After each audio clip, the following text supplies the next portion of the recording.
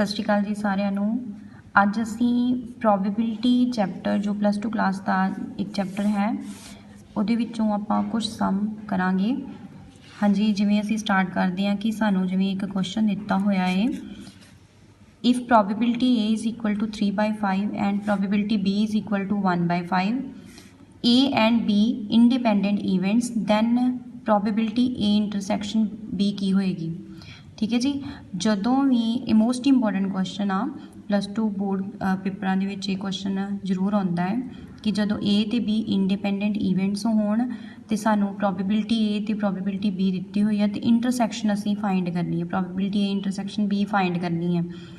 ਸੋ ਜਦੋਂ ਵੀ ਯਾਦ ਰੱਖਣਾ, ਜਦੋਂ ਵੀ A ਐਂਡ B ਇੰਡੀਪੈਂਡੈਂਟ ਲਿਖੇ ਹੋਣ ਤੇ ਬੇਟਾ ਉਹਦਾ ਫਾਰਮੂਲਾ ਹੁੰਦਾ ਹੈ probability A intersection B is equal to के इक्वल होएगा probability A into probability B।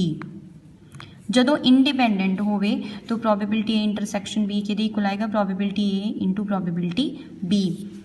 So साढ़े कोल देखो उन्होंने इंडिपेंडेंट इवेंट्स क्या है, सो साढ़े कोल क्या आ जाएगा प्रोबेबिलिटी असी लिखांगे we know that probability A intersection B is equal to probability A into probability B because A and B are independents। सो साढ़े कोल देखो इंटरसैक्शन असी फाइंड करनी, प्रोबेबिलिटी A जिहड़ा हैगा वा वो साढ़े कोल है 3/5, प्रोबेबिलिटी B जिहड़ा हैगा है वो साढ़े कोल है 1/5। सो देखो मल्टीप्लाई करन ते साडा आंसर आ जाएगा 3 1 ज़ा 3 डिवाइडेड बाय 5 5 ज़ा 25। ओके जी। सो ये क्वेश्चन मोस्ट इंपॉर्टेंट है कि जो A and B independent events given होण, प्रोबेबिलिटी A भी दिती होवे, प्रोबेबिलिटी B भी दिती होवे, इंटरसैक्शन असी फाइंड करनी होवे तो उहदा फॉर्मूला याद रखना, फॉर्मूला यह हुंदा है। उस तो बाद असी सैकेंड क्वेश्चन करते हैं, ये भी मोस्ट इंपॉर्टेंट क्वेश्चन है। If probability A is equal to 7/13, probability B is equal to 9/13, intersection दिती हुई है 4/13, फाइंड की करना है, दैन कहते probability A given B find करो।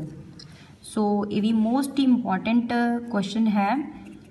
देखो प्रोबेबिलिटी जो भी A गिवन B क्या होवे फाइंड करने वास्ते क्या होवे, प्रोबेबिलिटी A गिवन B का फॉर्मूला हुंदा साडे कोल probability A intersection B divided by probability B। ठीक है जी। इस तो इलावा जे A गिवन B क्या है तो फॉर्मूला A होएगा, बट कई बार इदा होंदा है कि प्रोबेबिलिटी उन्होंने B गिवन A क्या होवे दैन फॉर्मूला चेंज होएगा, प्रोबेबिलिटी A इंटरसैक्शन B आएगा डिवाइडेड बाय प्रोबेबिलिटी जो ओवर दे विच हैगा है B गिवन A, इनू B ओवर A नहीं लिखना, B गिवन A बोलना है। ठीक है, प्रोबेबिलिटी ए। सो साढ़े कोल देखो A गिवन B उन्होंने क्या सीगा, ठीक है, उसका फॉर्मूला है probability A intersection B over probability B। ठीक है, इंटरसैक्शन भी साढ़े कोल गिवन है, जैसे 4/13 है 4/13, प्रोबेबिलिटी B भी गिवन है 9/13। असी इनू सॉल्व करांगे, साढ़े कोल आ जाएगा 4/13। हाँ जी जी, ओवर दी नीचे ओवर है, सब तो नीचे वाली वैल्यू जी है यानी कि रेसिप्रोकल हो जाएगा, ऊपर चली जाएगी 13/9 हो जाएगा। ठीक है, 13 1 ज़ा 13, 13 1 ज़ा 13 मीनस 13 नाल 13 कैंसल हो गए। सो आंसर कितना आ जाएगा 4/9। सो अज अं 2 क्वेश्चनस जोड़े है डिस्कस किए हैं। एक पहला क्वेश्चन सीगा जो A and B independent events होण, ठीक है जी, उदों इंडिपेंडेंट के लिए जो फॉर्मूला है वो लगाया फर्स्ट के विच, एंड सैकेंड क्वेश्चन के विच जदों A गिवन B फाइंड करना हो, probability A given B find करना हो, उसका फॉर्मूला जोड़ा है यह होएगा probability A intersection B over probability B। सो उम्मीद है कि तुहानूं ये दोनों क्वेश्चन जोड़े है वो समझ लगे होंगे।